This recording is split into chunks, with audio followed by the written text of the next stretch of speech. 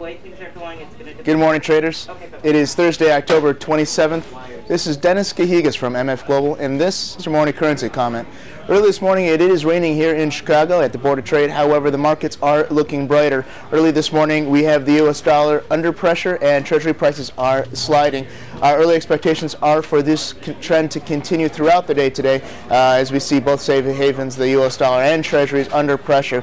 All in all, throughout the day, we do expect risk on to be back on into the markets. Last night, European leaders did announce a bailout package, or an agreement on their package, that is going to take a bit of that uncertainty and fear out of the trade throughout the day today. Also this morning, we did have some stronger than expected U.S. economic numbers. That's also going to help buoy these markets and put pressure on both the dollar and the Treasuries. But let's step back and look at what brought us here early this morning. Starting off here with the Asian markets. Asian markets closing higher here on the overnight.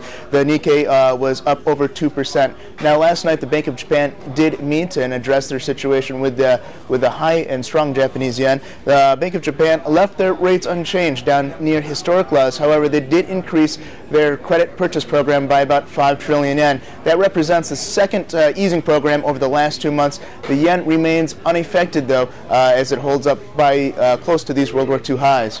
In European news, European markets are currently higher. The European stocks up about, up over 5.5% early this morning.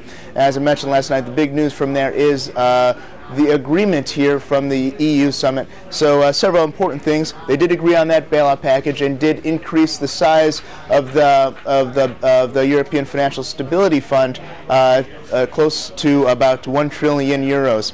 Also, bondholders did accept the haircut, or basically a write-down on Greek bonds, close to 50%.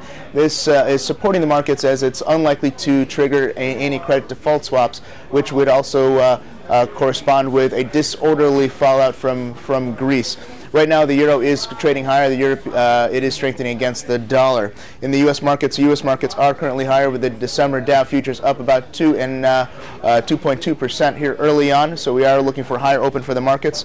Early this morning, we did have advanced third quarter GDP. That is coming in line as expected at about 2.5%. So we are seeing a bit of a slow economic growth. And also, the weekly jobless claims did come in lower by about 2,000. That was posted around 402,000. Now, the important thing is that the less volatile indicator, the 4-week average, still on a downtrend for jobless claims, suggesting that we are making upward and just kind of slow upward growth. Later on, we'll also be looking for pending home sales, as well as the KC Manufacturing Index.